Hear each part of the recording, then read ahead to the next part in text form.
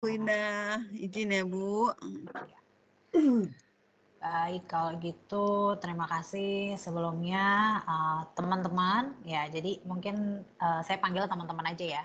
Soalnya kan saya juga masih kakak-kakak ya. Boleh nggak sih coba dibuka dulu dong ininya kameranya nih. Saya mau kenalan tadi mana yang dari UGM. Saya dari UGM loh.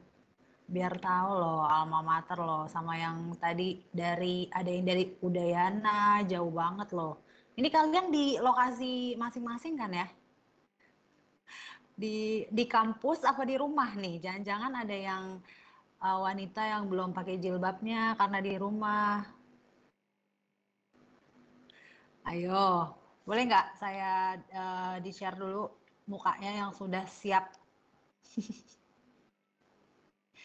untuk tampil?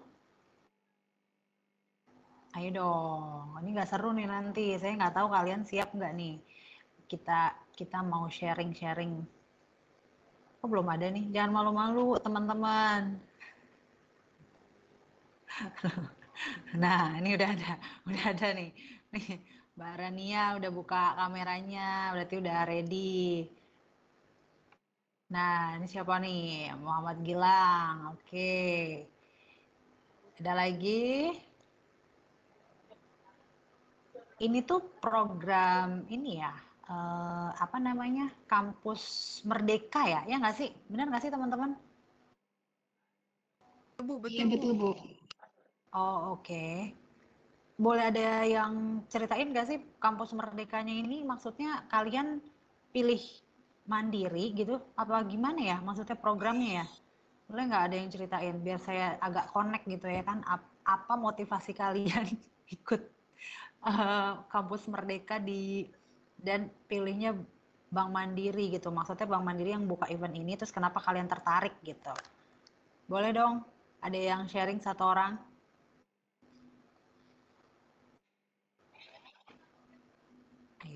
Ayo. Ini saya kayak bu dosen nih nanti nih.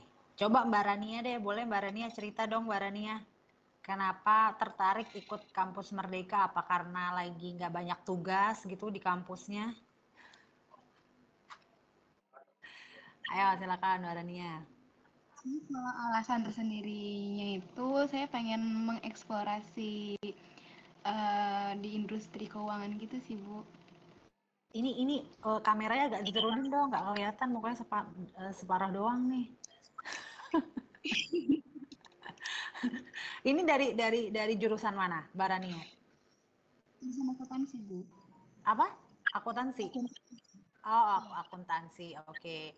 Oke, gitu ya. Jadi penasaran gitu ya, mau tahu kayak apa sih karena dari bidang akuntansi, mau tahu apa sih kalau di Bank Mandiri itu kayak apa gitu kali ya, kurang lebihnya ya.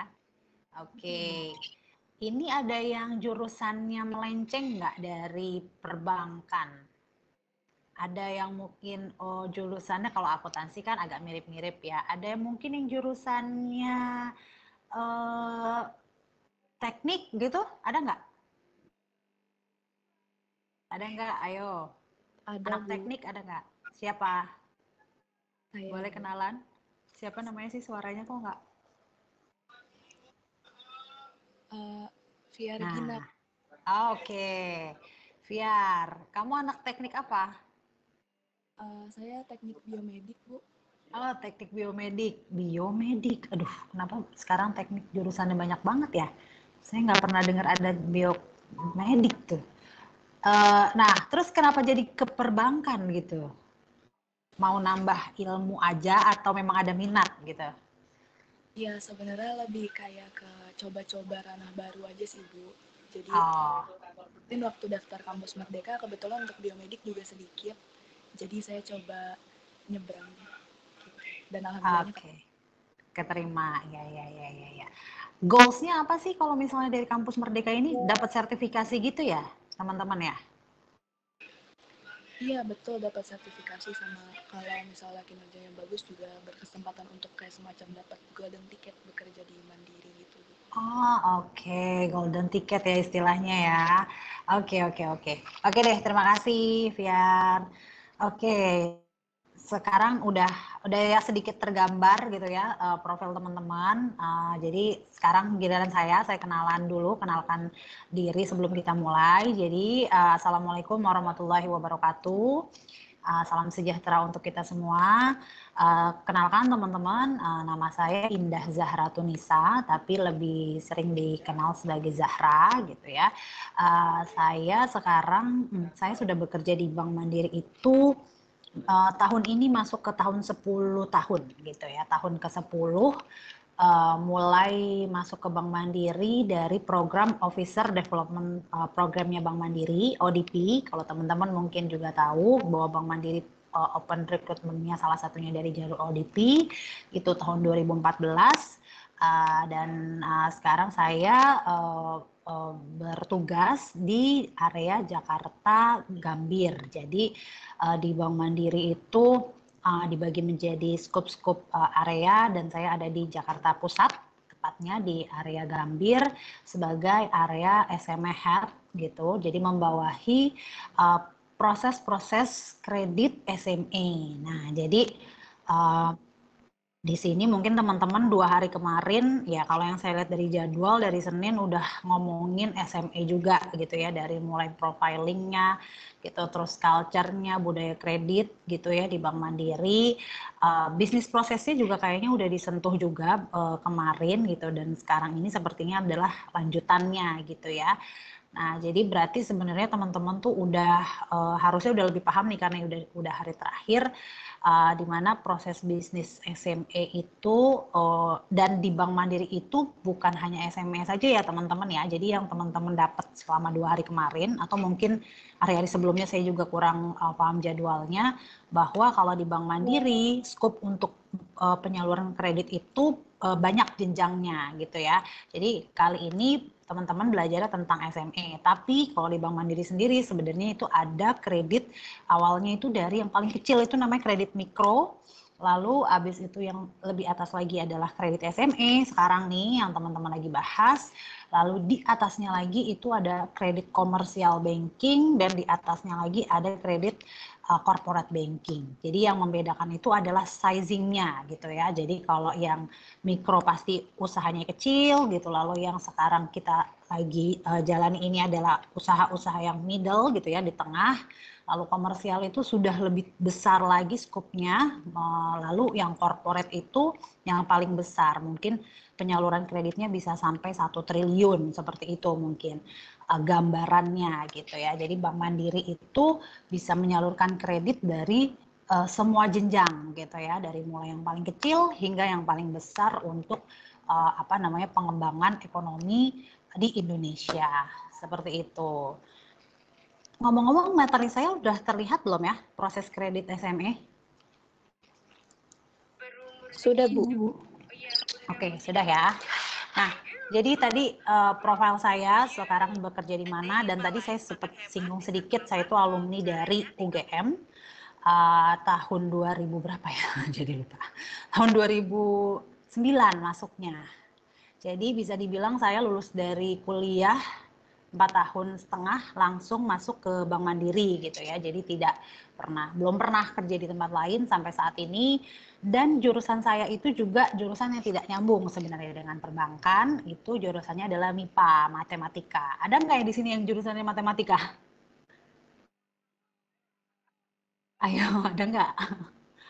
Kalau nggak ada yang jawab berarti nggak ada ya. Atau MIPA lainnya mungkin fisika, terus apa sih kalau MIPA biologi, ada nggak? Nggak ada ya? Oke. Jadi nggak ada yang ilmu murni ya. Jadi teman-teman yang tadi ya kayak Mbak Fiar yang agak melenceng sedikit nggak masalah gitu, karena di Bank Mandiri itu terbuka untuk banyak sekali jurusan, mungkin ya kecuali ya profesi ya, kayak misalnya kalian kuliah dokter ya kan nggak mungkin tiba-tiba jadi bankers, tapi ya bukan kuliah-kuliah yang kejurusan sih harusnya Bank Mandiri tetap open gitu. Dan karena ilmu perbankan juga tidak spesifik dipelajari oleh kalian di kampus gitu ya, biasanya kita akan tetap kalau mau masuk Bank Mandiri ada trainingnya lagi, ada refreshmentnya lagi, ada pembelajarannya lagi. Jadi teman-teman yang minat ke Bank Mandiri tenang aja, walaupun kalian jurusannya nggak sama, itu bakalan ada training khususnya gitu untuk menjadi bankers. Dan yang kalian dapat ini sebenarnya sangat-sangat bagus benefitnya supaya kalian itu bisa tahu duluan. Karena jujur aja waktu pertama kali saya kerja di Bank Mandiri dan ngelamar tuh ya bener-bener ya blank, nggak tahu sebenarnya fungsi. Ya saya taunya cuman kalau masuk ke bank itu jadi teller, jadi customer service, ya kan? Oh, bank itu menyalurkan kredit, hanya seperti itu. Tapi kalian teman-teman di sini bisa dapat ilmu yang lebih dalam lagi untuk tahu bagaimana proses bisnisnya suatu bank gitu ya, dan lebih spesifik lagi untuk bisnis SME seperti itu. Oke, kalau gitu kita masuk aja. Nanti kan kita ada 2 sesi ya sebelum break. Ini kita pertama masuk ke kita ada agenda 3 hari ini gitu ya, inisiasi pipeline, underwriting, dan monitor. Nah, di sini kalian udah tahu kan istilah pipeline ya? Takutnya nih istilahnya belum pernah kedengeran gitu. Kemarin udah ada yang sebut-sebut istilah pipeline belum? Udah, Bu. Oh, udah ya. Jangan sampai saya udah bicara tentang pipeline, tapi kalian takutnya malah belum ngeh gitu pipeline itu apa. Oke, jadi di sini mungkin saya kecilin dulu. Nah, pagi ini kita mau bahas proses pemberian kredit di SME. Nah, di sini kalian benar-benar ini lebih teknis banget. Jadi kalau kalian tahu di SME itu ada yang namanya RM, Relationship Manager ya. Nah, jadi semua yang kita akan bahas saat ini itu tuh adalah proses yang dilakukan oleh seorang RM. Jadi saya sendiri waktu masuk Mandiri sudah training dan lain-lain, akhirnya ditempatkan di kredit SME sebagai RM. Jadi karir pertama saya di Bank Mandiri pun menjadi seorang RM. Nah, nanti kita akan cerita tugasnya RM tuh ngapain aja sih. Nah, ini sebagian yang kita bicarakan adalah tugas relationship manager, dan nanti untuk karirnya yaitu tadi setelah jadi RM nanti ada namanya senior RM gitu ya, dia sizingnya lebih gede lagi dan akhirnya nanti naik lagi jabatannya itu seperti saya di area SME Head, jadi menjadi leader untuk beberapa RM gitu. Jadi teman-teman kalau yang mau spesifik, wah kayaknya nih saya bisa deh jadi RM, nah ini kita harus belajar ini dulu nih sebelum masuk ke ranah perkreditan SME gitu. Nah, pertama yang akan kita bahas itu adalah tentang inisiasi ya, bagaimana kita tahu pipeline itu bisa dicari gitu. Karena yang namanya menyalurkan kredit itu agak sedikit lebih dalam prosesnya dibanding kita mencari nasabah gitu ya teman-teman. Kalau misalnya teman-teman tahu, teman-teman datang ke cabang Bank Mandiri terus mau buka rekening tabungan, mau buka rekening giro, itu kan teman-teman di cabang sebagai karyawan mandiri untuk proses itu ya mungkin agak lebih screeningnya tidak terlalu dalam, kayak mungkin identitasnya yang ditanya, lalu kan isi formnya, selesai uangnya ditransfer, maka selesai gitu ya. Nah, tapi kalau untuk pemberian kredit, tentunya dong kalau misalnya kita mau kasih uang ke orang, pasti kan analisanya nggak cukup tahu dia siapa. Nah, makanya kita sebagai RM gitu ya, nantinya harus mempunyai kompetensi untuk menilai suatu perusahaan itu layak atau tidak diberikan kredit gitu. Nah, salah satunya apa? Ya kita harus ambil dari sumber-sumber yang bagus gitu. Sumber-sumber yang bagus itu maksudnya apa sih, Kak? Gitu kan. Loh, sumber-sumber bagus itu adalah sumber-sumber yang terpercaya gitu. Ya gampangnya gini, mau nggak kalian kasih uang ke orang gitu ya, tapi kalian nggak kenal, kalian baru kenalan 1 hari, kalian baru kenalan 2 hari, abis itu dia udah pinjem uang sama kalian gitu ya, pinjem dong 100 gitu kan. Nah pasti kan akan beda apabila ini yang datang itu adalah teman kalian yang udah lama, sahabat kalian gitu ya, dan tahu bahwa tujuan uangnya itu untuk apa. Nah, sama juga gitu loh, di kredit ya, di SME, kita harus tahu, kita harus ambil sumber-sumber pipeline yang terpercaya. Nah, sumber-sumber terpercaya itu kayak apa ya? Satu, kita harus ambil dari nasabah-nasabah yang sudah ada di Bank Mandiri gitu. Karena apa? Karena mereka yang datang gitu ya menjadi nasabah Bank Mandiri sudah bertransaksi, sudah menggunakan sudah tercermin nih uang masuknya, uang keluarnya di Bank Mandiri, pasti akan lebih gampang kita analisa dong, ya kan, untuk dikasih analisa untuk kelayakan menjadi debitur.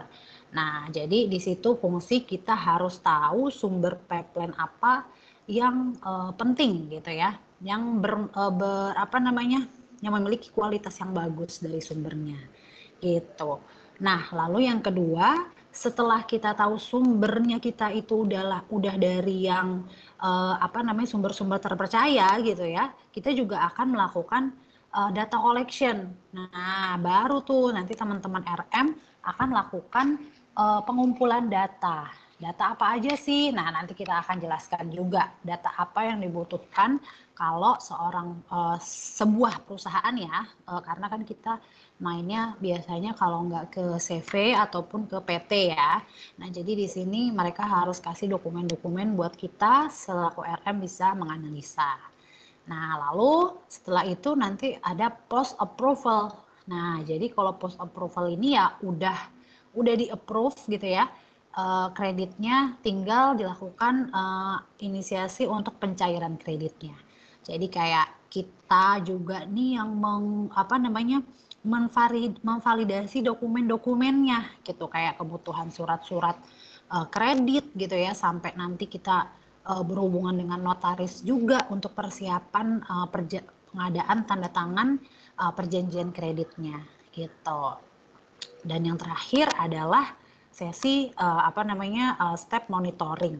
Jadi untuk proses kredit yang sudah kita berikan gitu ya, sudah cair kreditnya, teman-teman RM di sini tetap harus melakukan penagihan. Penagihan itu ya ibaratnya gini deh, kita teman-teman RM itu pasti harus memonitor nih gimana kinerja perusahaan yang sudah kita kasih uangnya gitu ya, kita udah kasih kreditnya, terus biaya bulanan itu dibayarnya tertib atau tidak gitu ya, terus abis itu penggunaannya kemana gitu ya, jangan sampai kita kasih kredit taunya untuk hal-hal yang lain melenceng.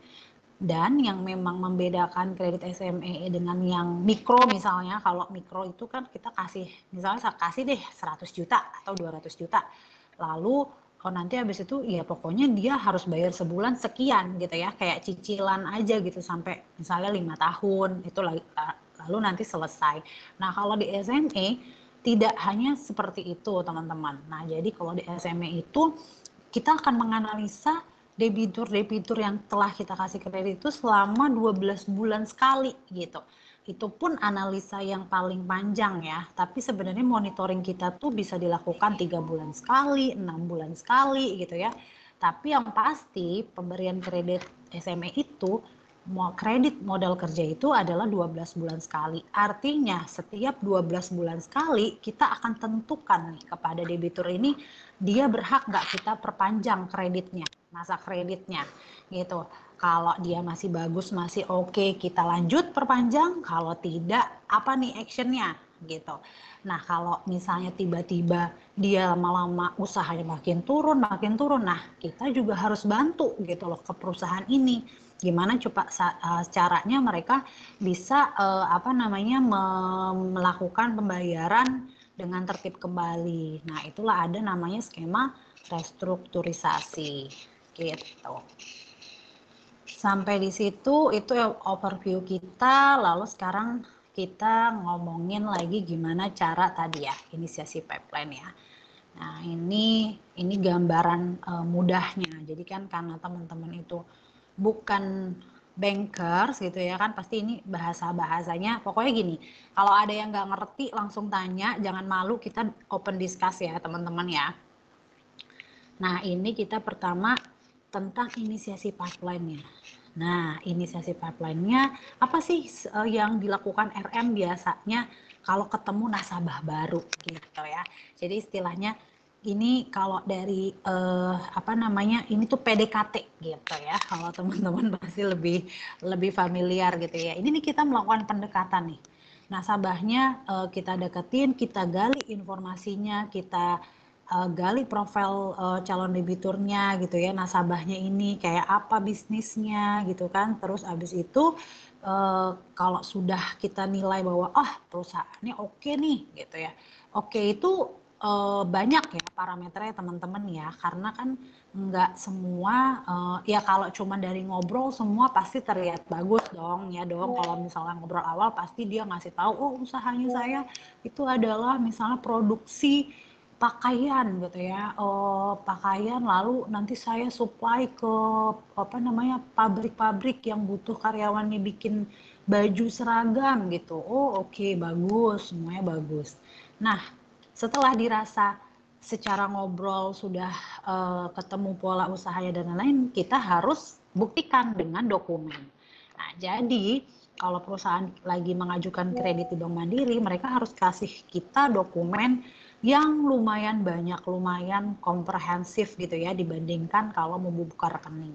Kita harus minta aktanya, akta perusahaannya gitu ya. Kalau teman-teman tahu akta PT-nya itu kan nggak cuma dari pendirian, biasanya PT itu akan berubah akta selama paling lambat 5 tahun sekali gitu, atau bisa jadi lebih cepat gitu ya.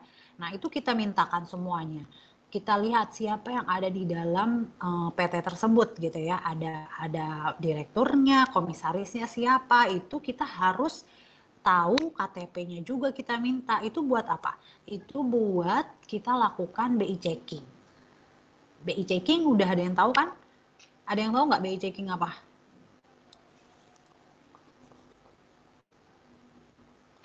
Coba, ayo yang udah dengerin, atau bilang aja belum tahu apa itu istilah BI checking gitu. Nanti BI kita checking tuh untuk melihat ini ya Bu, kayak pinjaman mereka sebelumnya misalkan di bank lain, kolektibilitasnya kayak call-nya itu ininya 5K, 1K kayak gitu ya Bu. Ya, betul. Oke, betul ya.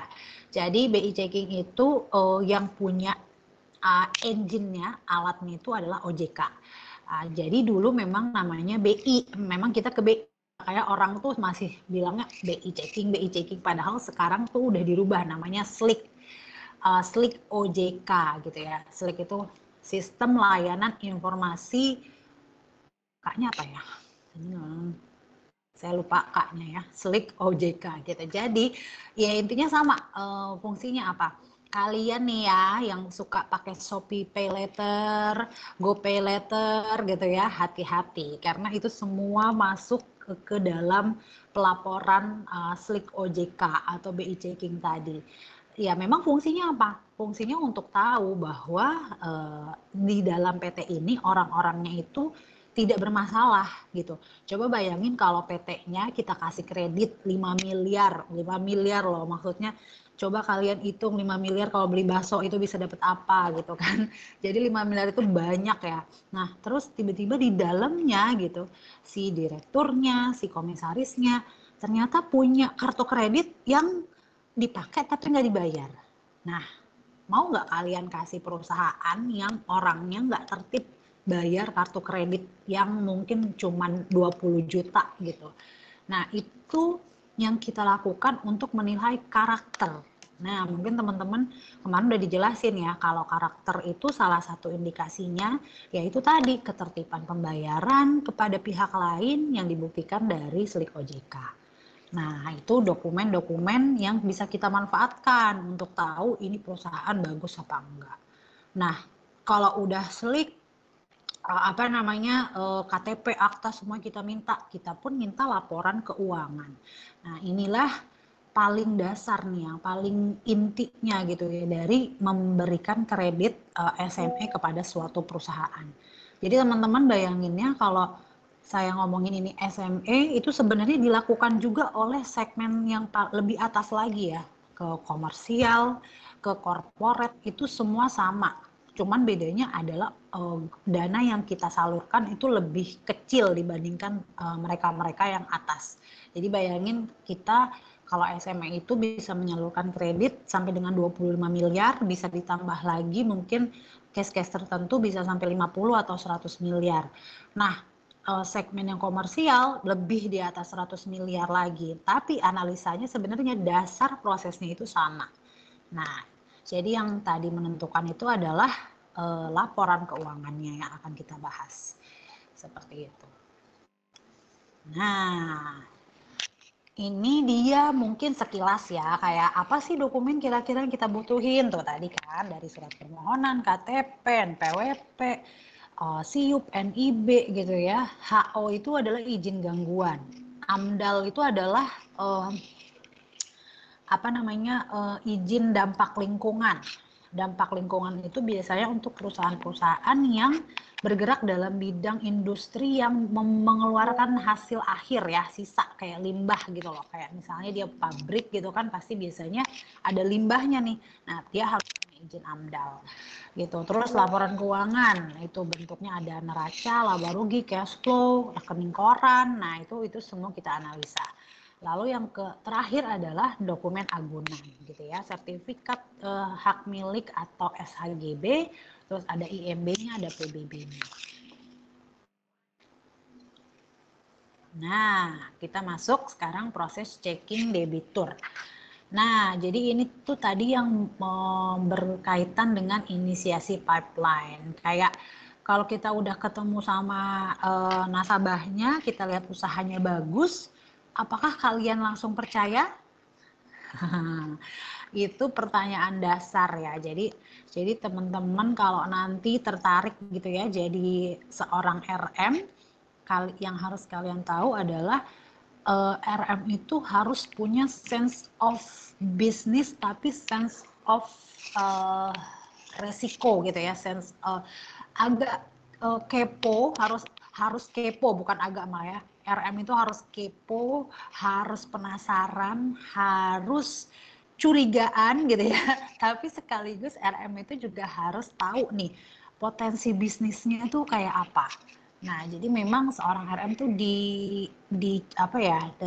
diharuskan ya, dilatih gitu ya, dilatih teman-teman untuk tahu nih, oh suatu perusahaan ini bagus, tapi karakter orangnya kayaknya ini orangnya agak ini deh, suka nggak terlalu jujur deh. Nah, itu tuh teman-teman RM karena seringnya ketemu sama nasabah satu, nasabah lain, itu akan lama-lama kebentuk gitu, sense of business-nya, sense of resikonya itu akan kebentuk. Oh, oke, kayaknya dia ngomong jujur deh gitu, atau ini enggak. Nah, tapi itu nggak bisa dilatih dari ilmu yang formal ya teman-teman. Itu akan terasah sendiri kalau teman-teman nanti terjun langsung ke dunia bisnis gitu ya. Nah, tapi sebenarnya ada cara lain nih untuk meyakinkan diri kita sebagai RM kalau perusahaan ini bagus gitu. Salah satunya adalah dengan trade checking.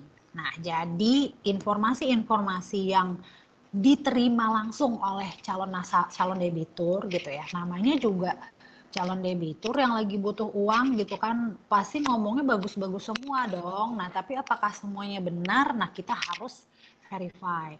Nah, pertama yang akan kita lakukan itu adalah kita harus lihat benar nggak kalau dia itu menurut partner bisnisnya mereka oke, gitu. Kalau dia cerita ke kita, oh saya selama ini hubungan dengan supplier saya bagus, dengan customer saya bagus. Nah, kita buktikannya apa? Jadi kita boleh berhak menghubungi suppliernya. Misalnya PTA gitu ya, bilang bahwa saya beli barang ke toko ABC. Nah, kita boleh melakukan sampling. Misalnya kita lihat di rekening mutasinya, oh bener nih beli ke toko A, beli kabel misalnya gitu ya. Misalnya ini perusahaannya dia industri ini deh, pembuatan kabel untuk gedung-gedung gitu ya, untuk kelistrikan gitu. Nah, kita boleh sampling ke toko A, ke PTA nih, kita telepon. Oh iya Pak, benar ya usahanya sama PTA udah berjalan lama. Oh iya benar-benar mereka sering beli barang saya kayak gitu. Nah, hal-hal yang kayak gitu kita pastikan dalam proses pemberian kredit. Jadi teman-teman RM di sini tugasnya bukan cuma menganalisa dari sisi semua data yang dikasih sama calon debitur, tapi kita harus memverifikasinya ke pihak lain gitu supaya tidak ada yang dianggap kayak ya dalam tanda kutip kalau misalnya dikasih data yang tidak benar kan kita bisa kejebak gitu kan. Nah, inilah salah satu mitigasi resiko kita untuk proses kredit. Kita tanya suppliernya, kita tanya buyernya gitu ya. Oh Pak, bener ya Pak, Bapak yang sering beli kabel di PTA, ini ke buyernya ya teleponan. Oh iya benar, saya beli ke mereka gitu, produknya bagus gitu kan, tidak ada masalah. Kita udah bekerja sama lebih dari 10 tahun, saya udah langganan sama dia ambil barang gitu. Nah, berarti benar kan semua informasi yang diberikan kepada bank, oh ternyata benar gitu. Nah, ada nggak yang tiba-tiba ternyata dia bermasalah? Ya banyak gitu. Jadi teman-teman jangan pikir bahwa semua yang ngajuin bentuknya perusahaan itu pasti bagus gitu. Jadi nanti teman-teman akan tahu bahwa di perusahaan di Indonesia itu sangat banyak gitu ya. Mungkin teman-teman nanti mau masuk kerja bukan ke Bank Mandiri, anggaplah ke suatu perusahaan gitu ya. Nah, perusahaan itu skalanya banyak banget di Indonesia.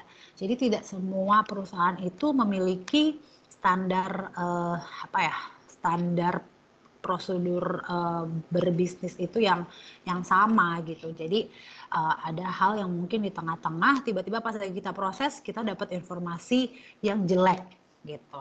Kita mau tahu informasi jelek dari mana lagi yang paling gampang? Coba teman-teman. Kalau kalian mau tahu informasi seseorang atau sebuah lembaga yang paling gampang itu lewat apa sih sekarang? Ayo. Ada yang tahu? Kalau kalian mau cari Konsumennya ya. informasi. Kalau konsumen kan kita harus tahu konsumennya kita telepon. Ini yang paling gampang, basic banget. Yang kalian selalu lakukan. Penilaian di ulasan gitu. Mana? Kalau nyari Ulasan di informasi. Yes, betul. Google. Mbak Google. Jadi itu tetap dilakukan ya teman-teman. Jadi ini saya cerita. Ada yang datang ke kami gitu ya, sebuah PT gitu, as simple kalian harus googling loh. Berarti ini benar nyata gitu loh, bahwa kita sebagai bank tuh nggak tahu lingkup perusahaan tuh kan terlalu banyak. Nah, kita google nama dia, PT Angin Ribut gitu ya. Nanti akan keluar tuh semua berita tentang PT itu, atau nggak ada sama sekali. Kalau nggak ada sama sekali kan berarti indikasinya perusahaan ini mungkin yang masih skala kecil gitu ya. Ya itu lebih aman dibandingkan ternyata pas lagi kalian Google gitu ya, PT Angin Ribut, taunya yang keluar beritanya terjadi gugatan kepada karyawan karena karyawan tidak dibayar kayak gitu-gitu. Nah jadi salah satu proses checkingnya bank itu ya salah satunya dengan Google, bener. Dan yang lucunya lagi dan itu nyata adalah saya ke IG. jadi kita harus tahu bahwa habitnya orang Indonesia itu tidak mungkin ya lepas dari media sosial gitu ya. Jadi itu bisa kalian lakukan. Nah, makanya sebenarnya sebagai RM itu banyak cara untuk memverifikasi sebuah data gitu. Nah, kalau yang secara formal gitu ya, kasus hukum itu bisa dilihat. Jadi ada website resmi namanya SIPP. Saya panjangnya apa ya? Sistem Informasi Perkara gitu. Pokoknya ada perkara-perkaranya. Kalian kalau bisa cari di googling SIPP Jakarta Pusat, SIPP Jakarta Selatan. Artinya itu lembaga yang memang di website resmi yang dibuat oleh negara untuk tahu bahwa kasus-kasus apapun yang ada di Indonesia itu akan masuk ke situ. Nah, jadi kami pun gitu ya, RM pun itu pasti akan ngecek di SIPP. Kita klik namanya PT Angin Ribut di SIPP. Nanti dia enter. Nah, kalau nggak ada masalah, dia nggak akan keluar namanya. Tidak ada, no matching gitu kan. Nah, kalau misalnya ternyata ada gitu ya, oh digugat oleh siapa gitu ya, tergugatnya siapa, digugat siapa, putusannya apa, prosesnya apa, masih belum selesai, itu semua ada. Jadi memang di Indonesia sudah lumayan gitu ya, ada instansi engine yang bisa kasih kita informasi suatu perkara. Nah, Tapi kalau kalian lihat tidak semua perkara masuk ke dalam ranah formal gitu ya. Maksudnya gini, kayak tiba-tiba kalian lihat di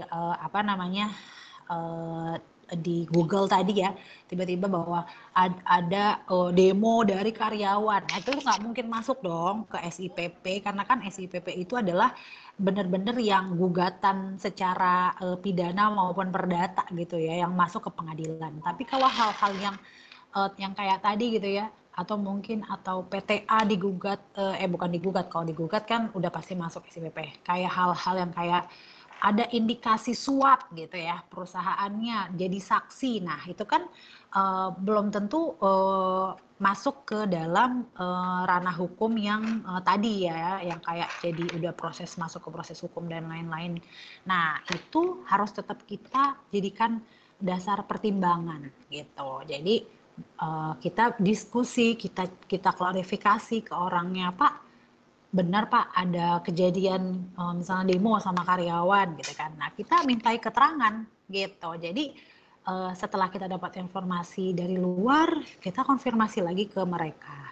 Kita dengarkan apa alasannya. Nah, nanti dalam komite kredit, pemutusan kredit itu juga akan jadi pembahasan gitu. Kalau ada yang nanya langsung loh ya, nggak usah langsung raise tangan aja, nanti saya persilahkan untuk bertanya. Nah, ini ada tahapan OTS gitu ya. Tadi ya sebenarnya masih sama. Setelah kita tanya-tanya supplier, buyer, terus kita lihat lokasi usahanya gitu ya.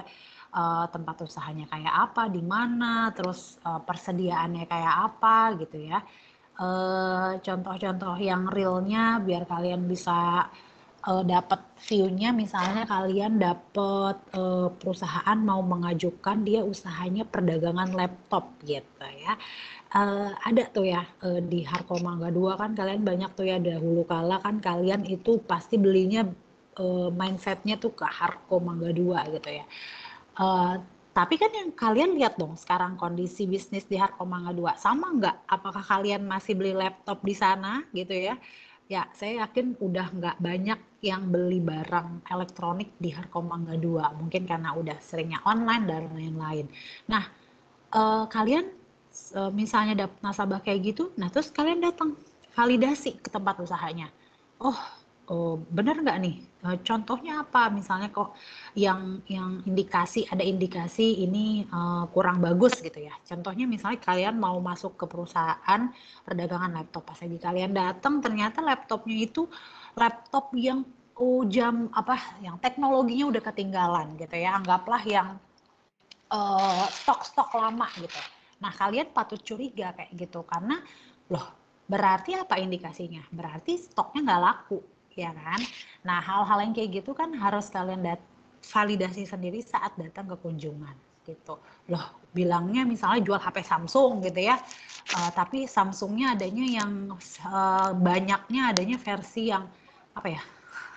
Versi apa sih yang bukan seri S bahkan gitu ya, yang seri A mungkin gitu ya, yang 1 jutaan, yang 3 jutaan itu banyak numpuk. Nah, itu berarti itu bisa indikasi bahwa itu barang nggak laku gitu. Nah, itu hal-hal yang jadi concern kalian gitu.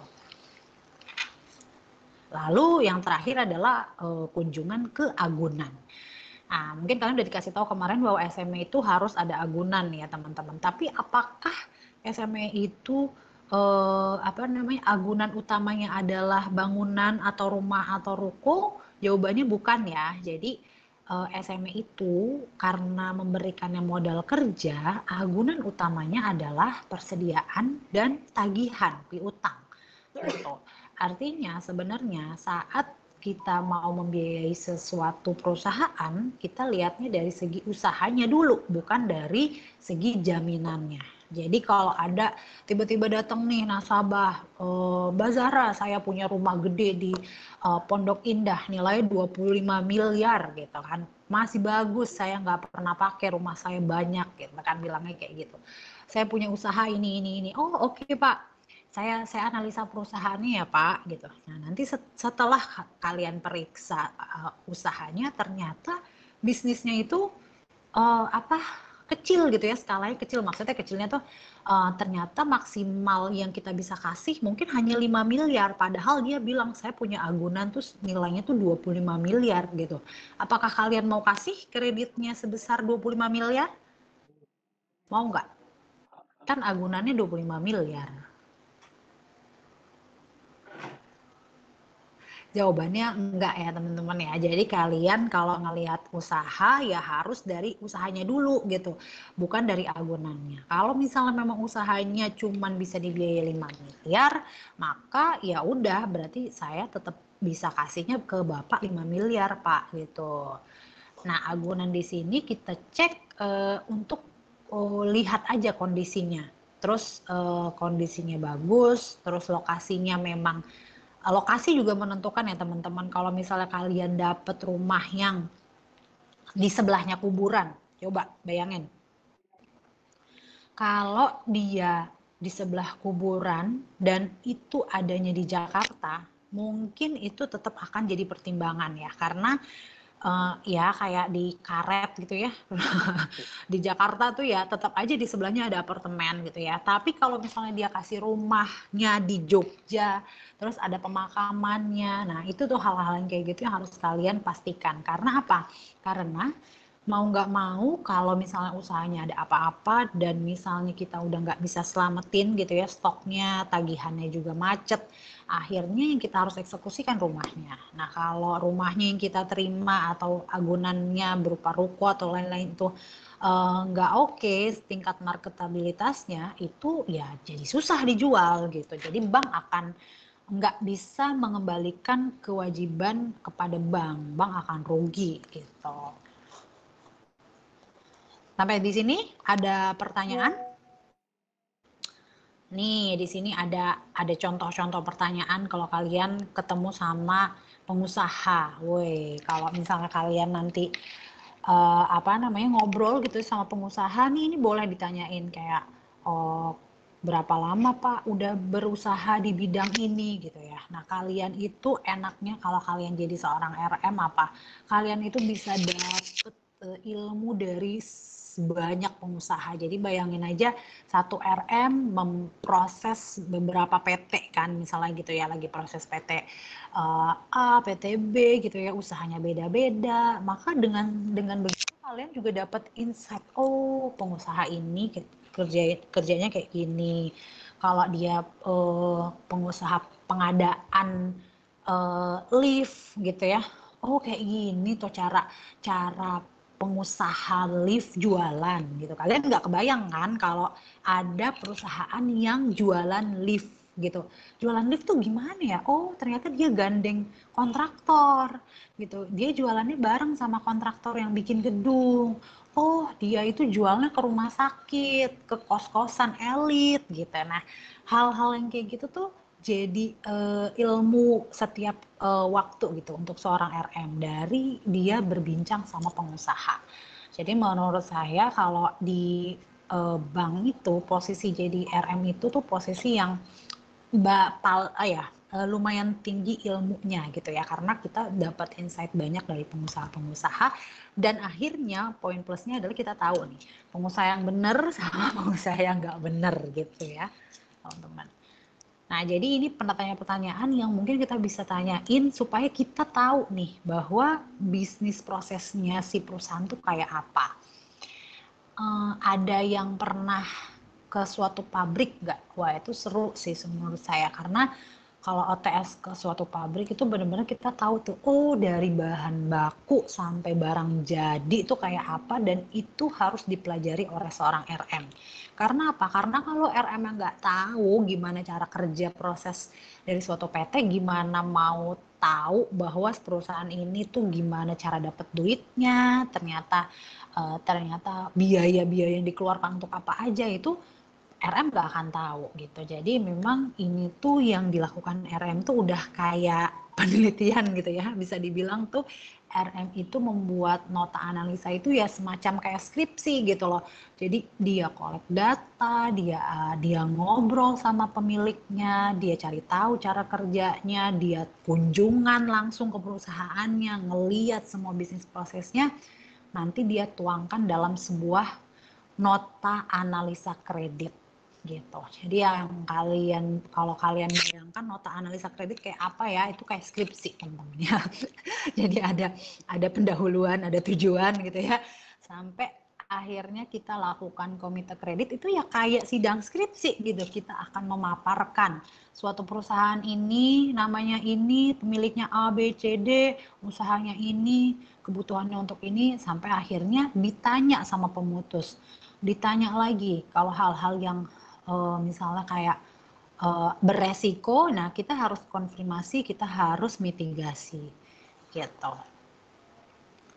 Nih, ini contoh-contohnya nih kalau OTS ke gudang ya. Oh ini ke pabrik furniture mungkin ya. Kalau ini bisa dibilang ya kayak ada ini kayak papan-papan laminasi gitu ya. Biasanya nih kalau ini dibuat untuk lapisan-lapisan ini nih, lapisan-lapisan meja kayu furniture itu biasanya pakai ini juga nih gitu. Atau bisa juga ini triplek untuk bangunan gitu ya. Nah ini kita ketemu sama ownernya, ke pabriknya. Nah kalau misalnya ini nih, ini kita kunjungan ke ini toko bangunan nih, kita lihat nih, oh dia jual semen, dia jual kayu, bahan bangunan gitu ya. Kita foto sama ownernya. Nah, yang ini adalah agunannya. Ini contoh agunan aja ya. Kalau apa namanya sebenarnya nggak harus rumah tinggal gitu ya, tapi biasanya yang kita minta tuh rumah tinggal si pengurusnya, ownernya tuh si pemegang saham mungkin gitu ya. Tuh. Jadi kalau misalnya kita dapat tanah doang gitu ya, perhatikan juga batas-batasnya karena yang namanya tanah itu agak beresiko ya teman-teman. Jadi bank biasanya nggak mau terima kalau agunannya berupa tanah saja gitu karena satu tanah itu indikasi nilai harganya itu sangat bisa dibilang apa ya, sangat terpengaruh banyak hal gitu ya, kayak misalnya tiba-tiba nanti ada jalan tol gitu terus nanti tanahnya jadi nggak laku gitu kan gitu. Nah terus tapi beda dengan tanah yang ada di komplek. Nah kalau kayak gini kan kalau teman-teman lihat tanahnya ya memang sebelah kiri kanannya udah bangunan rumah ya, cuman dia belum bangun aja. Nah ini mah nggak masalah, kita terima. Ini kan masuknya seperti tanah hunian gitu ya, akan dibangun untuk tempat tinggal atau ruko gitu. Maksud saya itu tanah-tanah tuh ya tanah lapang gitu ya, kayak misalnya tanah di pinggir tol Jagorawi gitu ya. Nah itu kita sangat-sangat hindari gitu. Karena kalian maksudnya jangan pikir itu tidak terjadi ya teman-teman. Saya pernah dapat sertifikat tanah di mana ini Bu letaknya? Di Bau-Bau. Hah? Bau-Bau di aja di mana itu ya Bau-Bau ya di Sulawesi mana gitu ya.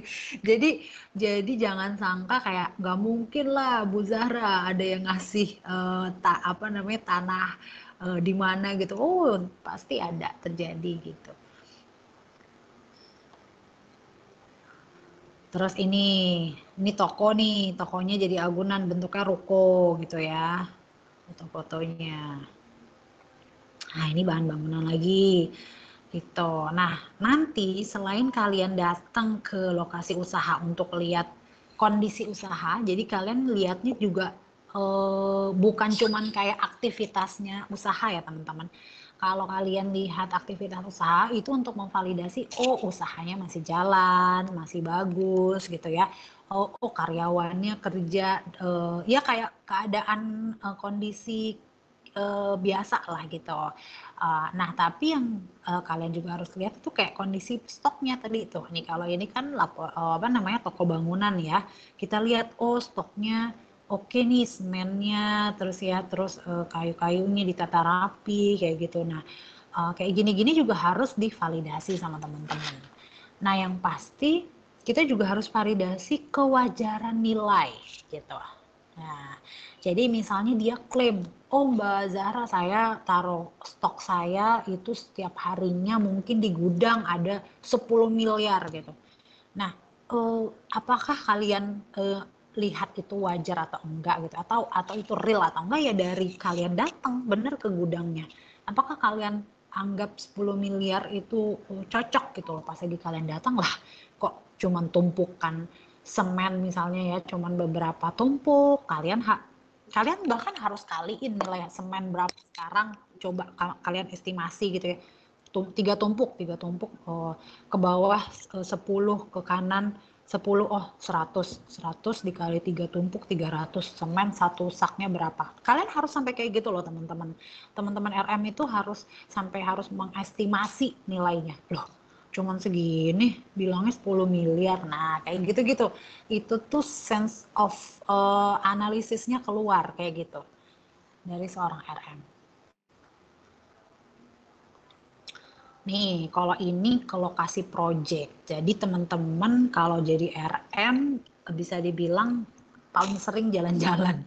Ya mungkin kalau dapat jalan-jalan ke luar kota gitu ya, tapi kebanyakan kalau di Jakarta ya mungkin jalan-jalan itu ya ke gudang dia, ke kantor. Nah, tapi kalau dia ngerjain project di luar kota ya kalian juga harus datengin gitu.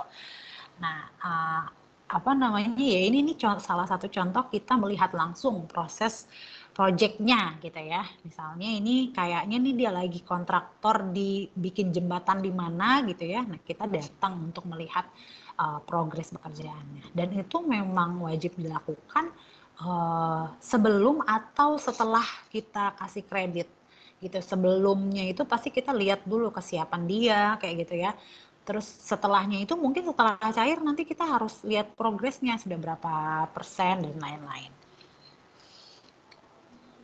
Nah, ini juga tadi ya sedikit yang udah saya singgung kayak verifikasi persediaannya itu kayak gimana kalian cara ngitungnya. Terus kalian cek tuh ya, misalnya di persediaan itu tuh barang yang sudah ada pembelinya belum gitu loh, karena kan kita lebih yakin kalau misalnya perusahaan ini persediaannya itu memang mayoritas sudah ada pemesannya. Nah itu kan lebih happy kita sebagai RM gitu loh, dibandingkan kita datang ke perusahaan itu stok numpuk aja, terus pas lagi kita tanya, Pak ini barang segini banyak Bapak mau jual kemana gitu, terus dia jawabnya, oh iya Mbak, gampang lah itu, saya kan biasanya ada langganan di sini. Oh gitu Pak, Bapak dipesannya itu pasti dipesan berulang gitu ya, sehingga Bapak nyediain stok sebanyak ini atau gimana gitu. Oh enggak sih, saya enggak, biasanya mereka enggak pesan sebanyak ini, tapi saya gara-gara supplier saya nawarin harga murah aja nih, saya harus beli dulu nih sebanyak ini gitu kan, padahal pembeli kalau misalnya dari customer sih nggak butuh sebanyak ini. Nah itu tuh kita harus edukasi juga ke sebuah perusahaan, dan kalian harus juga validasi plus minusnya gitu ya, kasih pemahaman. Oh gitu Pak, ya Bapak dapat harga murah memang, tapi hati-hati karena kalau jumlahnya terlalu banyak dan tidak terserap terjual gitu kan, berarti ini akan jadi uang mati gitu ya, istilahnya uang mati itu artinya ya maksudnya kayak udah dibayar tapi nggak kejual lama gitu kan, akhirnya uang dia keserap dan nggak muter gitu kan. Nah itu kita juga harus edukasi ke pengusahanya. Terus kalau dia bilang, oh iya Mbak Zara, saya udah perhitungkan itu, saya udah perhitungkan berarti saya akan ada uang yang mengendap agak lama gitu, tapi tenang aja kok, untuk yang project lainnya udah aman. Oh oke, nggak masalah kayak gitu. Nah jadi kayak fungsi RM-nya itu kenapa disebut relationship manager ya, memang karena hanya harus tahu dan ikut berdiskusi terkait dengan usahanya. Seperti itu. Nah ini juga nih verifikasi piutang. Piutang itu kan berarti tagihan ya teman-teman ya. Jadi si perusahaan tuh nagih ke customer yang belum bayar lah gitu ya kasarnya. Nah ada nggak tagihan yang nggak kebayar-bayar. Ya ada teman-teman. Jadi jangan pikir bahwa semua tagihan itu pasti terbayar. Jadi ada beberapa perusahaan gitu ya yang tagihannya tuh bisa sampai nggak dibayar 1 tahun loh gitu. Nah jadi itu kan bahaya untuk bank. Karena apa? Karena kalau misalnya kita kasih kredit gitu ya, buat usaha itu terus dia nggak dibayar-bayar sama customernya, ya gimana bayar ke banknya gitu kan. Nah makanya kita juga harus lihat nih tagihan-tagihannya perusahaan itu berasal dari mana, siapa sih yang utang ke perusahaan ini. Jangan-jangan yang dikasih utangan itu perusahaan jelek gitu ya, perusahaan yang udah mau kolaps, ya berarti kan nanti dia dapat imbasnya dong, nggak dibayar juga. Nah bank harus apa dong? Nah bank itu biasanya membedakan mana tagihan yang lancar sama tagihan yang tidak lancar gitu loh. Nah tagihan lancar itu ini nih yang istilahnya aging piutang. Jadi kita akan mengklasifikasikan tagihan yang di bawah 12 bulan itu sebagai tagihan yang lancar, aging piutangnya yang lancar, sama yang di atas 1 tahun. Tadi saya bilangnya 1 tahun apa 1 bulan ya. Jadi piutang yang sampai dengan yang di atas 1 tahun ya, yang nggak dibayar-bayar selama sampai dengan lebih dari 1 tahun itu sebagai aging piutang yang tidak lancar. Tapi kalau tagihannya di bawah 1 tahun usianya gitu ya, atau paling panjang itu 1 tahun, itu namanya tagihan yang lancar gitu. Nah jadi bank biasanya mengamankan diri gitu ya, karena kan yang namanya bank itu memvalidasi. Nah kalau udah terjadi kayak gitu, kita mau terus ngebiayain tagihannya yang macet kan? Enggak dong. Nah makanya kalau kita tahu ada tagihan yang udah di atas 1 tahun gak dibayar-bayar, ya kita akan keluarkan. Ini bank doang ya, jadi analisanya internal gitu loh. Jadi kita nggak perlu bilang gitu ke pengusahanya, Pak, ini piutang yang tidak dia bayar 1 tahun, saya nggak mau biayain, nggak usah ngomong kayak gitu. Tapi Kak, kita yang sendiri kayak misahin nih, oh tagihan yang masih lancar di bawah 1 tahun, itulah yang kita hitung sebagai kebutuhan modal kerja. Akibatnya apa? Mungkin bisa jadi kredit yang kita salurkan nggak jadi besar gitu ya, nggak sebesar yang diinginkan sama si debitur. Tapi ya itu konsekuensinya kalau memang kita rasa perusahaan ini ya memang layaknya dapat pembiayaannya sekian gitu ya. Misalnya 5 miliar gitu, padahal dia minta 10 miliar. Nah, berarti ya nanti kita akan sampaikan, Pak, ternyata hasil analisa kami kita cuma bisa kasih angka 5 miliar aja gitu. Kira-kira seperti itu. Wah, ternyata cepet juga ya saya ngejelasin, padahal ini kita di 9.45 mau break dulu. Mungkin ini yang analisa kualitatif dan kuantitatif itu kayaknya jangan dipisah sih, mendingan nanti aja sekalian karena dia udah masuk ke ranahnya nota analisa. Jadi lebih baik kita break dulu, baru nanti kita masuk lagi lanjut ke analisa kualitatif dan kuantitatif. Sebelum break, ini ada waktu sedikit. Ada yang mau tanya nggak? Tanya dong. Atau berkomentar aja. Boleh dia. Aku mau nanya, kan waktu itu aku pernah magang juga ya di salah satu bank yang terkenal dengan KPR-nya. Nah, emang ada RM gitu kayaknya. Dia tuh RM-nya tuh ada 2 di credit lending unitnya itu ada 2. Nah, yang satu ini dia disuruh bikin kayak presentasi gitu. Maksudnya presentasi itu maksudnya yang tadi itu ya, kayak presentasi usahanya si bisnisnya yang nanti bakal dinilai gitu ya, atau gimana Mbak? Saya soalnya penasaran gitu. Oh, ini kamu masuknya ke tim KPR apa ke tim SME nih di bank itu? Aku KPR pada saat itu. Oh, oke. Soalnya gini, KPR akan beda cara analisanya dengan kredit perusahaan. Jadi yang sekarang kita bahas ini adalah kredit yang khusus usaha PT. Kalau KPR itu kan biasanya untuk analisa pembelinya nih, orang kan, biasanya kan yang beli rumah tuh orang, perorangan gitu. Nah mungkin yang dimaksud dengan presentasi itu, tim KPR itu juga melakukan kerjasama sama developer. Nah, saya agak kurang pasti juga, tapi mungkin saya bisa kasih gambaran. Kalau tim KPR tuh nggak analisa satu-satu sedalam ini ya, teman-teman. Kalau orang kalian deh mau beli rumah nanti, masa iya sampai ditanyain, misalnya sampai ke rekening koran pasti diminta, tapi kan sebatas itu. Kalau dia menyalurkan kredit KPR, dia cuma butuh informasi dari pendapatannya si calon nasabah KPR gitu ya, itu adalah perorangan. Nah, tapi kalau si fungsi RM di tim KPR itu biasanya mereka harus menjalin kerjasama sama developernya gitu. Jadi misalnya Agung Podomoro atau Sumarekon, kan dia lagi bangun klaster gitu ya. Dia kan pasti join sama bank-bank untuk jualan rumahnya.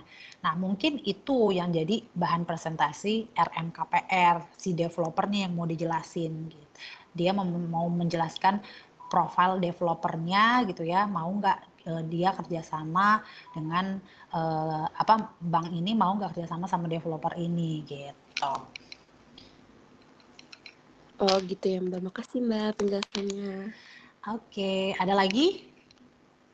Satu lagi mungkin sebelum kita break? Atau sudah cukup? Ibu, maaf Bu. Ya. Saya izin bertanya, tapi nggak sesuai dengan materi hari ini, Bu. Oke. Untuk materi hari ini boleh dikirim nggak ya, Bu? Lewat chat. Soalnya kita belum dapat. Oh, ini boleh dikirim nggak sih? Aku juga agak ini. Biasanya dikirim ya? Materi-materi kemarin? Kadang dikirim. Oh, oke. Nanti saya share di chat aja kali ya kalau gitu ya. Ini ya. Iya Bu, baik Bu, terima kasih. Oke deh. Ya udah, mungkin itu dulu. Bu Rika ya, Bu Rika tadi Bu Rika Iya atau Bu, siapa namanya? ya Kita gimana break dulu kali ya Bu. Iya, ya Bu, silakan Bu, Ya. break dulu ya Kalau Bu. ini materinya boleh di-share nggak Bu? Materinya itu kemarin sebenarnya boleh di-share, cuma ada yang kalau yang penting-penting jangan gitu aja. Iya, makanya Gimana ya? ini kan takutnya ada yang internal. Coba saya lihat dulu ada nggak Iya, ya yang di edit aja juga bisa sih Bu, mungkin. Oke. Nanti berarti di akhir Sebenarnya aja ya teman-teman ya. Iya, ada beberapa yang di-share, tapi sebentar saya tanya dulu ya. Ya, boleh. Oke deh, sambil ditanya nanti kita break dulu ya teman-teman ya, 15 menit ya. Oke, kembali lagi nanti jam 10. Mungkin kita cukupkan ya. Assalamualaikum warahmatullahi wabarakatuh.